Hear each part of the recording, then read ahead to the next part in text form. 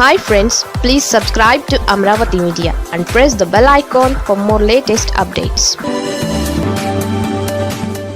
అన్నా చెల్లెళ్ల సవాళ్లు రాజకీయం అంటే ఇంతేనా? బీఆర్ఎస్లో కల్వకుంట్ల కవిత కాక మామూలుగా లేదు. నిజమే, రక్త సంబంధం, ఆప్యాయతలు, రాఖీ పండుగలు ఇవన్నీ ట్రాష్. రాజకీయాలలో పదవులు, అధికారం, ఆధిపత్యమే ముఖ్యం. తెలుగు రాష్ట్రాల్లో ఇది మరోసారి రుజువైంది. అధికారంలో ఉన్నన్నాళ్లు కలిసిమెలిసి ఉన్నట్లు లేనిపోని ప్రేమలు పంచుకున్న వారే అధికారం కోల్పోయిన తరువాత పగ పెంచుకుంటున్నారు. మరి తేడా ఆస్తుల వల్ల వచ్చిందా, లేదా పార్టీలో తమకు కూడా పార్ట్నర్షిప్ ఇవ్వాలని కోరుకోవడం వల్ల ఈ సమస్య తలెత్తుతుందన్నది తెలియదు. కానీ రెండు తెలుగు రాష్ట్రాల్లో మాత్రం ఇది సర్వసాధారణమైంది. తెలంగాణ, ఆంధ్రప్రదేశ్లో విడిపోయిన తరువాత జరుగుతున్న ఈ పరిణామాలు రెండు పెద్ద కుటుంబాలను నడి రోడ్డు మీదకు నెట్టేశాయి. అక్కడ ఇక్కడ సేమ్ పాలిటిక్స్, కాకుంటే క్యారెక్టర్ యాక్టర్లు వేరు. పొలిటికల్ సీన్ మాత్రం సేమ్ టు సేమ్. ఇద్దరు నేతలు, ఒకరు కొన్ని దశాబ్దాల పాటు పోరాడి చివరకు పార్టీని అధికారులకు తెచ్చిన వైఎస్ రాజశేఖర రెడ్డి కుటుంబం.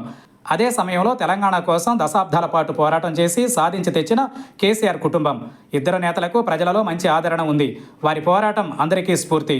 ఎందుకంటే అసామాన్యమైన ఘనతను సాధించి చరిత్ర సృష్టించారు. అయితే కాంగ్రెస్ పార్టీ పూర్తిగా రాజకీయంగా ఇబ్బందులు పడుతున్న వేళ వైఎస్ రాజశేఖర రెడ్డి పార్టీని ఉమ్మడి ఆంధ్రప్రదేశ్లో 10 ఏళ్ల పాటు కాంగ్రెస్ను అధికారంలోకి తేగలిగారు. ఇక రాదు అనుకుంటున్న తెలంగాణను తెచ్చిన కేసీఆర్ కూడా బీఆర్ఎస్ను దాదాపు 10 ఏళ్ల పాటు అధికారంలో ఉంచారు. 2014లో వైసీపీ అధికారంలోకి రాకపోయినా అన్నా చెల్లెళ్లైన జగన్, షర్మిల మధ్య విభేదాలు తలెత్తలేదు. జగన్ జైలుకు వెళ్ళినప్పుడు షర్మిల పార్టీ వ్యవహారాలను చూసుకోవడమే కాకుండా పాదయాత్ర కూడా చేశారు. 2019 ఎన్నికలలో అధికారం వచ్చిన తరువాత మొదలైన అన్నా చెల్లెళ్ల మధ్య విభేదాలు 2024లో ఓటమి తరువాత విడిపోయే పరిస్థితికి తలెత్తాయి. జగన్, వైఎస్ షర్మిల మధ్య రాజకీయ వైరుధ్యమే కాదు, ఆస్తి తగాదాలు కూడా తోడవడంతో ఇద్దరు ఉప్పు నిప్పులా తయారయ్యారు. ఇద్దరి దారులు వేరయ్యాయి. తండ్రి వైఎస్ మరణం తరువాత తల్లి విజయమ్మ ఎటూ తేల్చుకోలేని స్థితిలో చివరకు కూతురు పంచన చేరిపోయారు. ఇప్పుడు ఏపీ రాజకీయాలలో అన్నా చెల్లెళ్లైన వైఎస్ జగన్, వైఎస్ షర్మిల ఇద్దరు వేర్వేరు పార్టీల్లో ఉంటూ అధికారం కోసం ప్రయత్నిస్తున్నారు. జగన్ను ఓడించడమే లక్ష్యంగా గత ఎన్నికలలో షర్మిల పనిచేశారంటే ఇక వారు కలవడం అనేది కుదరదన్నది స్పష్టమైంది. ఇక తాజాగా తెలంగాణలోనూ 2014లో బీఆర్ఎస్ అధికారంలోకి వచ్చిన కేసీఆర్ ముఖ్యమంత్రిగా ఉండడంతో పెద్దగా ఇబ్బందులు ఎదుర్కాలేదు. కేటీఆర్ రాష్ట్ర మంత్రిగా, కవిత నాడు ఎంపీగా ఢిల్లీ రాజకీయాలకు పరిమితమయ్యారు. అయితే 2019 ఎన్నికలలో కవిత ఎంపీగా ఓడిపోవడంతో పాటు 2023 ఎన్నికలలో బీఆర్ఎస్ ఓటమి పాలు కావడంతో అన్నా చెల్లెళ్ల మధ్య గొడవలు తారాస్థాయికి చేరుకున్నాయి.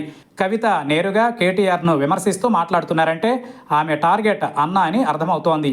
అన్న తనను తండ్రికి దూరం చేస్తున్నారని, పార్టీలో తనకు తన వారికి ప్రాధాన్యత ఇవ్వకపోవడానికి సోదరుడు కేటీఆర్ కారణమని నమ్ముతున్నారు.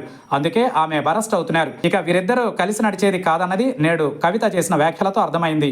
కేసీఆర్ కళ్ల ముందే కూతురు కొడుకు కొట్లాట ఆయనకు మాత్రం తలనొప్పిగా తయారైందనే చెప్పాలి.